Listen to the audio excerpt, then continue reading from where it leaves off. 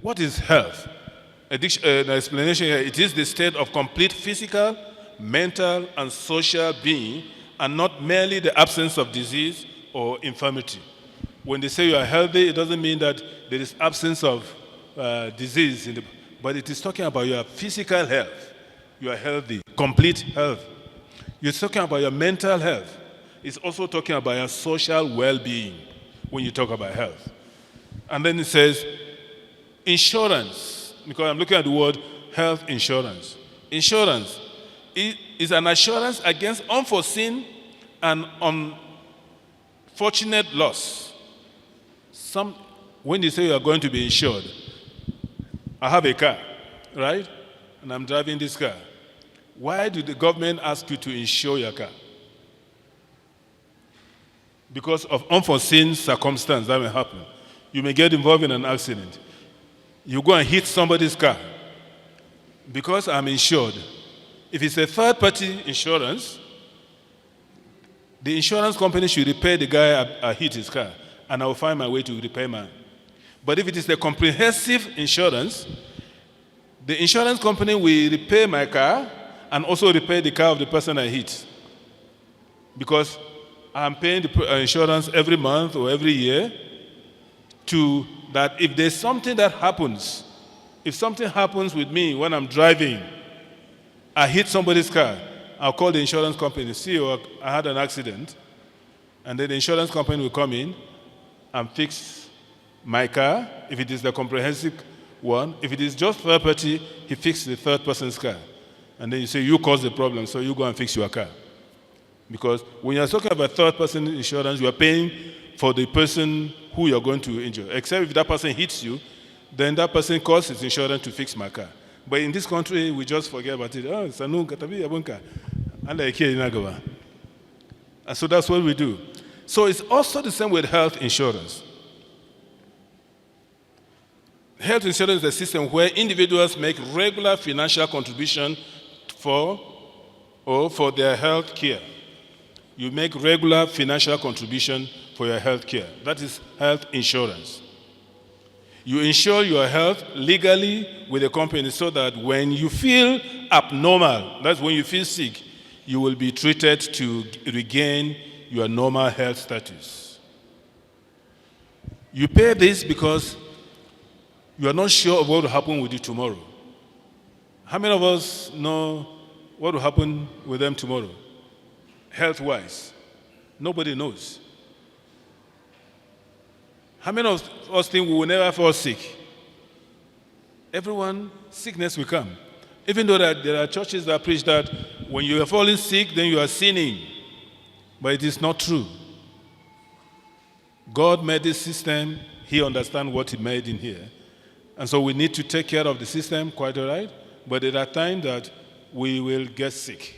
Yesterday I was in the office, and I called my doctor and said, how have you been feeling this time around? I said, I'm fine.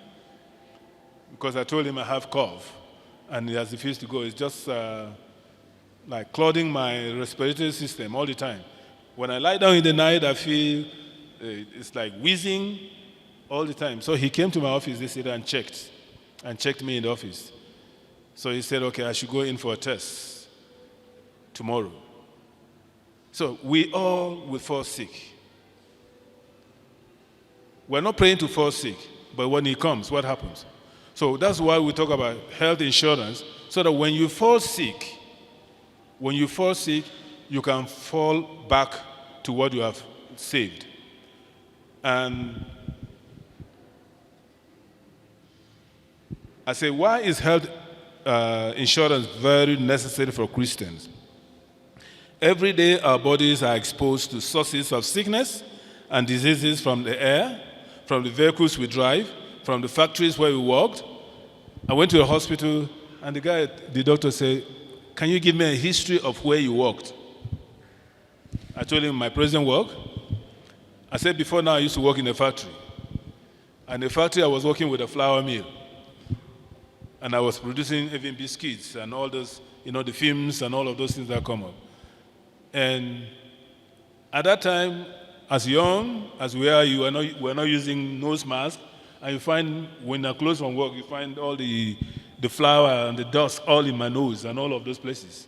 Gradually, you will not know. Until when you grow old like me, then you begin to feel them. And he said that could be a history of that. So why you are taking health insurance is to protect yourself from this, because this happens. Even the noise we hear from, I was sitting here and my heart was boom, boom, boom, boom, because of the sound from here. That's why I always sit at the back, so that I will avoid this. I'm old, and if you destroy the remaining part, that means the eardrums now. As young people, you are enjoying it now, but I tell you that in the long run, if you are not careful, it affects your eardrums. So these are some of the things. So health insurance helps that. There are toxic wastes. These dumps that we dump around. You pass, there are some places you pass, and the smell that comes out from that, you can't stand it. And some of those things, there are bacteria that come and affect you. Even in the house, chemicals that we use. We go to farm now. These days, we don't weed our corn or the crops like we do. We just use pesticides, herbicides to kill the grass. And some of them, we do use this thing without even covering and it's going to our lungs. I use people in my farm to go and do that, and when they come back sometimes I said, here's a tin of milk, take a tin of, just drink it. It helps. But the best thing is to protect it. The health insurance is to protect you from some of these things. Sickness and pains are always around us, and we do not always have the money to get this medical care. When we are sick, sometimes we sit down at home because we don't have money to go and treat ourselves. For example, if somebody says you have a terminal disease,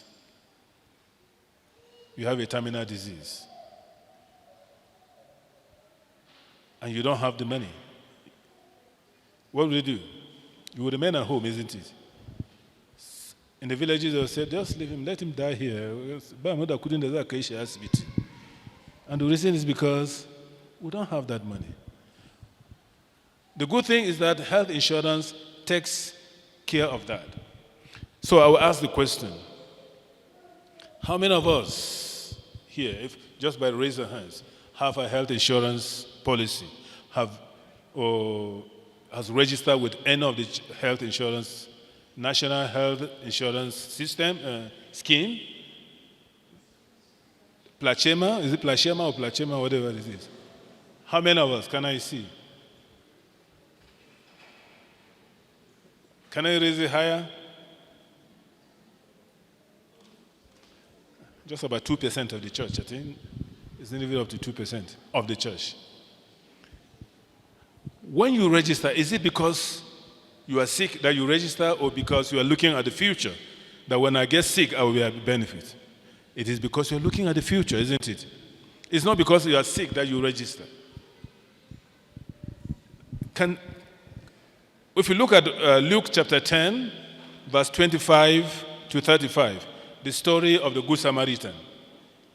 The story of the Good Samaritan. We don't have to read it. We all know the story. This guy was moving from Jerusalem to Damascus, and he was attacked by robbers.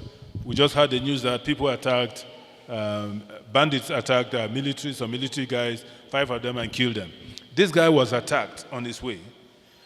And we're told that apart from the priest and the other guy who passed by, there's one Samaritan who came and saw him and had pity on him. We're not concentrating on the Samaritan now. We're concentrating on the victim. Let's concentrate on the victim. Number one, he was robbed. Number two, he was beaten. Number three, he was at the point of death, bleeding and in pains. Remember that he was robbed, so he had no money on him, again, to access medical help. He was weak and had no food even at that point to eat. There was no water, and he was not strong enough to even wake up and get to the inn where he was treated. All he was left to die. The inn person, the owner of the inn, an inn is a place where people go to spend a night when you're traveling, right? Like a hotel. Those small hotels on the roadside. You go there, pass the night, the next morning you leave. So, and this guy was running it. The guy would have not treated him, right? Because seeing him lying there, and the guy would not say, does he have money on him? That is exactly what happens with us today. I'm sure many of us have gone to the hospital and you see people lying here. Somebody is lying there for a long, long time and they're not paying attention to him. The doctors are not paying attention to him. Have we witnessed that before? Have we? That you go to the hospital and you see somebody is lying there and nobody cares about him. And you ask, why? What happened? You say, he's supposed to deposit some money. So if you can't deposit money, you can't access it. They will not give you, they will not attend to you.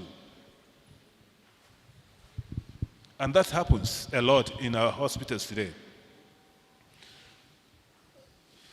CID's friend, later Pam,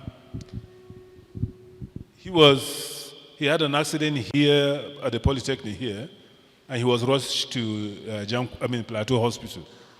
I was told, and when I was closing from work, I stopped by to see him. And this guy, from 1 o'clock, and I closed from work around 6, from 1 o'clock, he was still lying there in the emergency ward. Nothing has been done to him. And I called the doctor. I said, what is happening? He said, you should be appreciative of what we have done. This guy came and he was still bleeding. He was still bleeding. I said, can't you see him bleeding? The wife was there. Can't you see him bleeding? And the wife was just employed in that hospital not long, a nurse. She's now in Jude. Can't you see him bleeding? Can't you help him? He said, I should be appreciative of what they have done. The reason is that no money was deposited yet. So they wait for him until you get money and say, okay, now he has paid, then we can treat him. I was so mad. So at midnight, I was called that the guy passed out. He passed on. I went back very early in the morning to the hospital. I wanted to see that doctor. It was a woman. I wanted to see her and say, thank you for what you have done. You killed him because he has no money. I said, if this is somebody that the wife works here and you treat him this way, talk less of somebody who has nobody there. They will just leave you alone to die.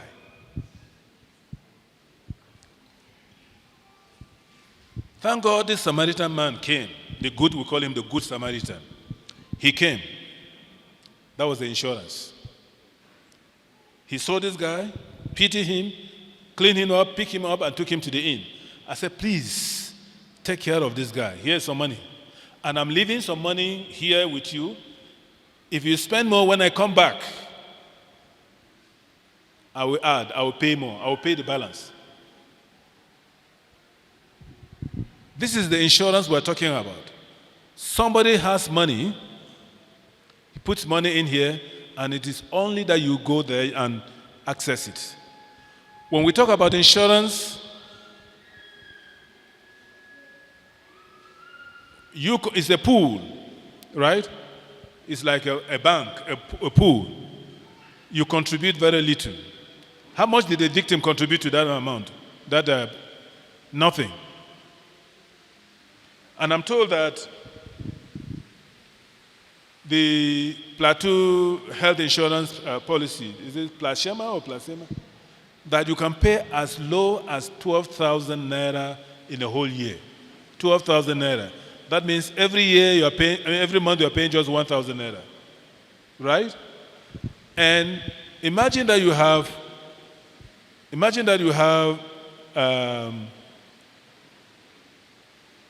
1 million people. 1 million people in Plateau. and they're contributing just 12,000 naira each year. How much is that?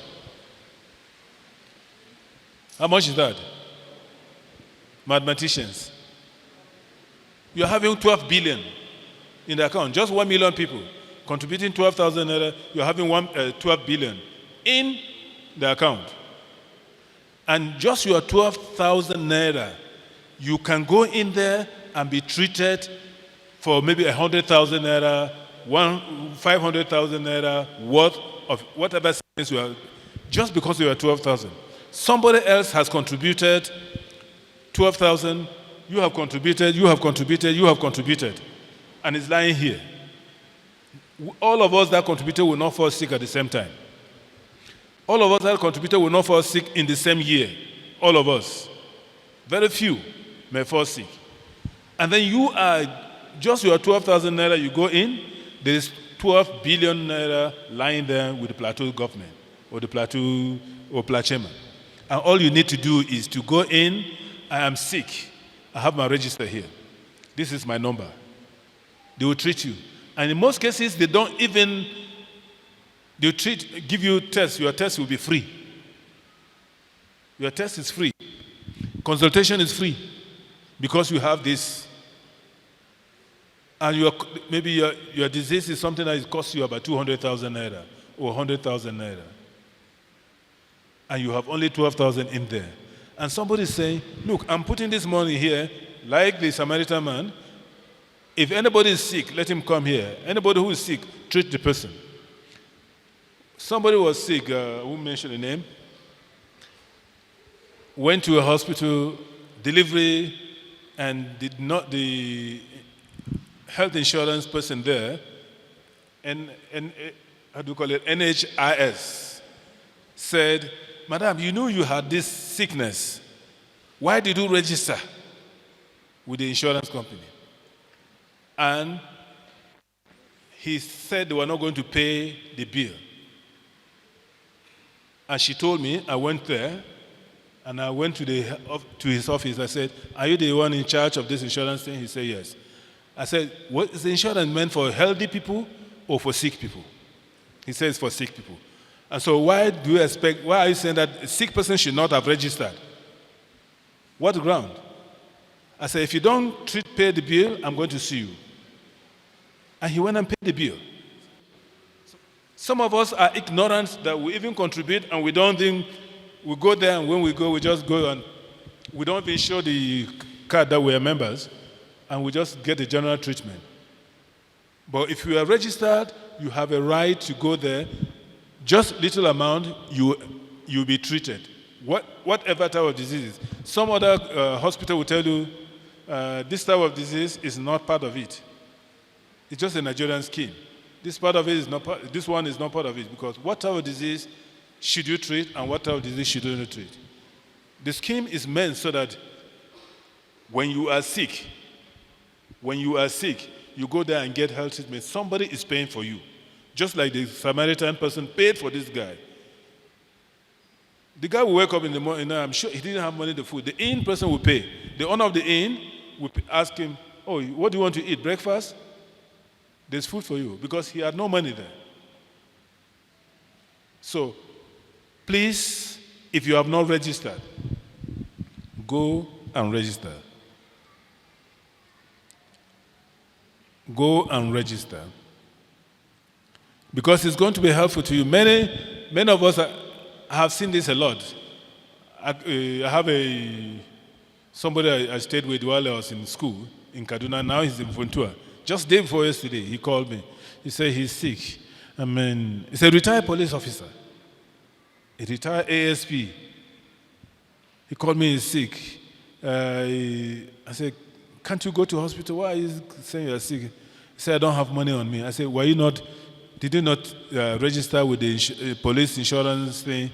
He said, the scheme came after he has retired. I said, then why can't you register when you are outside when you retired? Why wouldn't you register?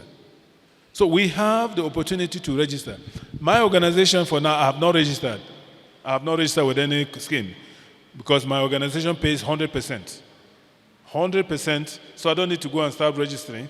When I'm retiring, about to retire, I'll go and register. because my organization is paying 100%. If I'm sick, myself and my wife, it used to be with my children, but when the children are above 23 years, 24 years, they are not entitled to it any longer. So they are on their own. But myself and my wife, until I retire, we get 100% treatment.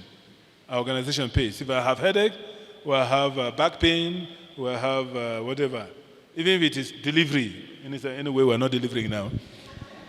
Even if it means childbirth, what do you call it? Spacing, planning. He said that my organization pays for it, 100%. So I'm insured in that way. So insurance is good because somebody else is paying your bill. So that you don't stay down at home, I'm sick, and I say I'm not going to the hospital because I'm afraid I don't have the money. Or you go around begging. If you just pay your 12,000 naira with the Plachema, you'll be able to access every health you need. So, and I said here, finally, if you look at it, said, if you look at 2 Corinthians, it says, he who gathered much did not have too much, and he who gathered little did not have too little. When you contribute 12, some of you who are working, they take percentage, isn't it? It's percentage of your salary. I think mostly 5%. Mostly 5% you contribute. My 5% will be different from his 5%, it may be different from his 5%. If my 5% is higher than his, and I'm going to the hospital, I'm sick, they will not give me more because my 5% is more, no. And that's what the Bible is saying. We will have equal. They will treat you with your 5%, maybe your salary is 20,000. Or let's say, let me use a round figure. What is 5% of 20? 2,000, right? 1. So if your 5% is just 1,000, and my 5% is 5,000 naira, when I go to the hospital, they're going to treat us the same, right? They're going to treat us the same. They're not going to look at my card and say, oh, you have been contributing more, so you will get a better treatment. And you have been contributing small, you're going to get a smaller maybe a lesser treatment. No, you're going to have a treatment the same. That's where equality comes. So when you are insured, somebody has paid. My 5%, we help you with your 1%. I mean, my 5,000 naira will help you pay the bill of your 1,000 naira. And your bill may be 10,000. And we have contributed all of this money. And it's lying down there. And we're sitting here and we're crying. We're bleeding. We're dying with sickness. And the government has come up with a way to help us access medical care. And we're sitting here not knowing what to do. In 2001, I was in the U.S., Gopal Tapkida, he was there, and that was when they had their last baby in the U.S. And she told me, without surgery, he had an insurance. Without surgery, the insurance paid $20,000. Just safe delivery. That here a woman can have a child at home. We say safe delivery. She went to the hospital, have the child safely, no surgery, nothing. She paid $20,000. How much is $20,000 now? How many millions? The insurance paid for him. He didn't have that money. And maybe what he contributed to the insurance was just something very little. But the insurance paid because somebody somewhere has dropped something in there and they are able to get. And then they are also able to access that. So it is much, much helpful.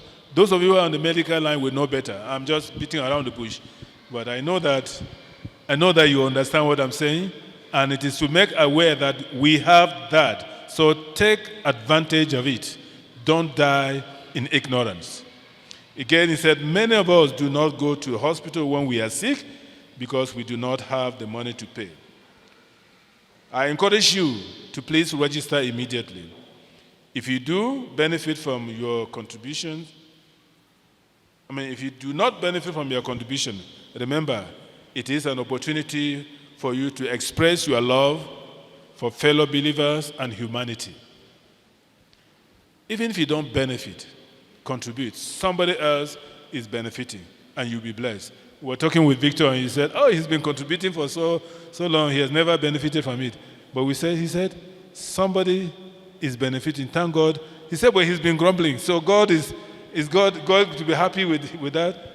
We said, grumbling in ignorance because he didn't know that somebody else is benefiting from it. So now that he knows that somebody is benefiting from it, he will say, "Thank God I'm touching somebody's life." So that is the benefit. So register. If you don't benefit from it, somebody is going to be helped. And that person will go down and say, "God, thank you for these people who are contributing and has helped me heal my child, and has helped me heal myself, and has helped me extend my life." And that is what health insurance is. For us to put our money, little money together, so that somebody who is suffering, somebody who do not have, can benefit from it. God bless you. Thank you.